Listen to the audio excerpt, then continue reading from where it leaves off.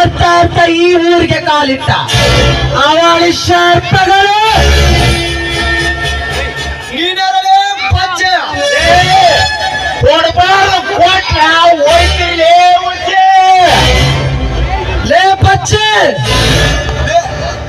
ಲೇ ಆರಾಮ್ಕರ ಯಾರ ಎದುರು ನಿಂತು ಮಾತನಾಡುತ್ತಿದೆ ಎಂದು ಗೊತ್ತೇನಲೇ ನಿನಗೆ?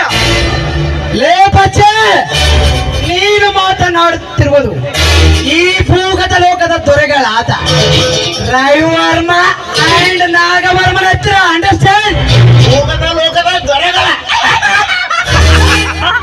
ಮಕ್ಕಳು ನೀವ ಭೂಗತ ಲೋಕದ ದೊರೆಗಳಾಗಿ ನಾನು